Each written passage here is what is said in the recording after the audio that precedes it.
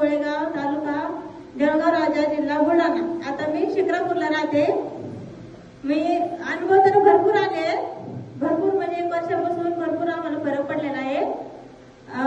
मला इतका दवाखाना होता 5 वर्ष, प्रत्येक महिन्याला 5,000 6,000 किंवा याच्यापेक्षा जास्तही लागत होते दर महिन्याला. इथे याच्या अगोदर 5 वर्ष आम्ही जवळजवळ 5 लाख रुपयाच्या आसपास आम्ही इतका खर्च केला, पण फरकच पडत नव्हता. पूर्ण शरीर माझं कामातून गेलेलं होतं, कधी कामच होत नव्हतं. इथं आल्यापासून मला 1 रुपयाची पण गोळी नाही, ना इंजेक्शन नाही, काहीच नाही. बिलकुल असं व्यवस्थित काम करते, कुठल्या प्रकारचा त्रास नाही. माझं ऑपरेशन झालेलं आहे, त्याचाही मला कसाच त्रास नाहीये. आणि जरी दवाखाना नाही केला तरी मला 3ऱ्या दिवशी 2 नारळ पाणी प्यावं लागायचे, प्यावंच लागायचे, तरच मला घरचं काम व्हायचं. शेतात तर जातच नव्हते. पण आता ते पण बंद झालेलं आहे. माझा दुसरा अनुभव, काही कारणामुळे माझा मुलगा मला व्यवस्थित बोलत नव्हता.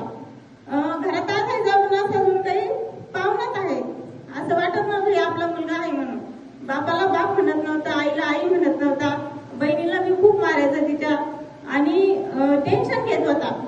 घरगुती अशाच अडचणी होत्या, चिडचिड करायचा.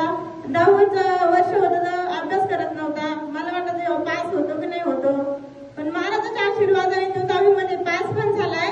आणि आता घरी आले की पहिले पप्पा कुठे, मम्मी काय करतात पप्पा, हे करू का ते करू का. ते काही काम करायला लागले त्यांना घरी पाठवतो आणि त्यांचं ते काम हातातून घेतो आणि काम करतो. इतका चांगला राहतो की त्यांना सोडून जेवत पण नाही. व्यवस्थित चालतं, आता व्यवस्थित अभ्यास पण करते, सगळं काय ओके चालू आहे.